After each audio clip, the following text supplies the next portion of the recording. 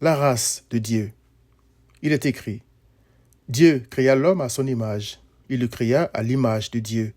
Il créa l'homme et la femme.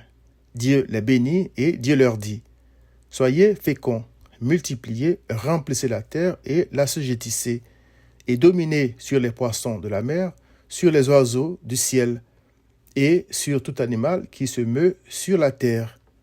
Et Dieu dit, voici, je vous donne toute herbe portant de la semence, et qui est à la surface de toute la terre, et tout arbre ayant en lui du fruit d'arbre et portant de la semence.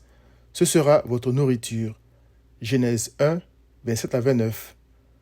Au lieu d'assujettir et de dominer sur les éléments de la nature et d'adorer Dieu, l'homme, merveilleuse créature, selon le psaume 139, verset 14, fait à l'image de Dieu, a décidé que chacun des éléments de la nature était déjà assujetti et dominé par un Dieu de son imagination. Il s'est donc mis à représenter ces dieux à travers de majestueuses statues en or, en argent, en pierre, ainsi de suite, et à les adorer. À la vue des nombreuses idoles d'Athènes, l'esprit de l'apôtre Paul s'était irrité au-dedans de lui. Voir Acte 17, verset 16. Concernant ces idoles, il a dit deux autres choses qui ont marqué les Athéniens. Il est écrit, ainsi donc, étant la race de Dieu, nous ne devons pas croire que la divinité soit semblable à de l'or, à de l'argent ou à de la pierre sculptée par l'art et l'industrie de l'homme.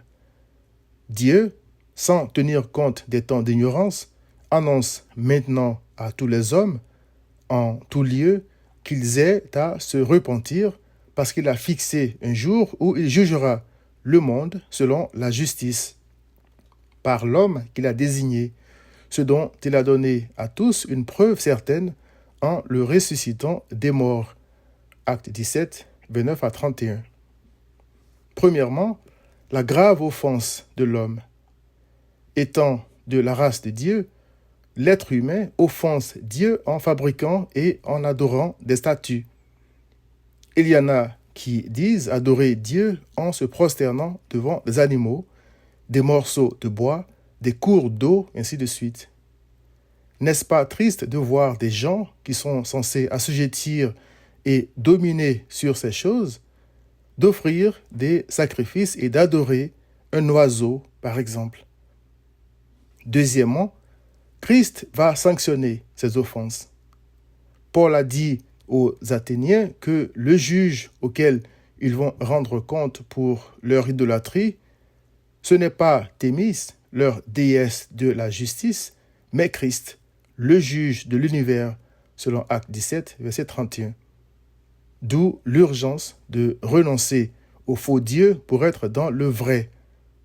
Car Dieu est esprit et il faut que ceux qui l'adorent en esprit et en vérité, selon Jean 4, verset 24. C'est-à-dire, non pas à travers des actes extérieurs, non des lèvres, mais en lui obéissant de tout cœur.